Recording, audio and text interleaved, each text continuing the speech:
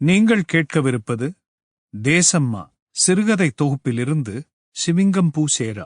எழுதியவர் கா. அரவிந்த்குமார். ஒலி வடிவில் வழங்குபவர் ஜூனி ஸ்ரீனிவாசன். மணமகனுக்கு நலங்கு வைக்கும் சடங்கான தேல்கா ரசத்திற்கு வந்த கூட்டத்தை பார்த்தே தன்வீருக்கு வயிறு எரிந்தது. எதற்கெடுத்தாலும் திட்டியபடியே வாசலுக்கு உள்ளேயும் வெளியேயும் நடந்து கொண்டிருந்த தன்வீரை பார்த்து சிரித்தபடியே சிவிங்கம் பூக்களை சேராவாகத் தொடுத்துக் கொண்டிருந்தாள் தபசும். வேலூர் பேருந்து நிலையத்தில் காத்திருந்த சித்தூர் சொந்தக்காரர்கள் ஆட்டோவில் வந்து இறங்கியபடியே இருந்தனர். எத்தனை ஆடு சொல்லியிருந்த, எத்தனை பேருக்கு விருந்து சொன்ன, இப்படி சரமா வந்தா ஆச்சா என்று சலித்தபடி தலைமுக்காட்டை இழுத்து சரி செய்தபடி கத்திக் கொண்டிருந்தாள் தன்வீர்.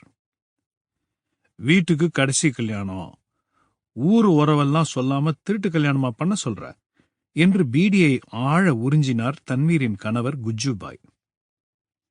செலவா உங்க அப்பம் பண்றானா எங்க அப்பம் பண்றானா?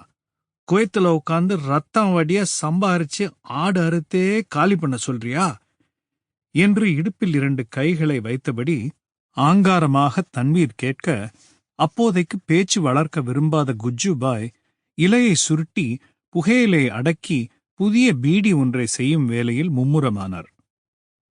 இந்த பேச்சுகளை காதில் வாங்கிக் கொள்ளாமல் அடுக்கு அடுக்காக இதழ்கள் பதிந்து கொத்தாக மலர்ந்து இருந்த சிவிங்கம் பூக்களை ஆசையோடு தடவிய தபசும் சரிகை நூலெடுத்து கையில் முழம் போட்டு அளக்கத் தொடங்கினாள்.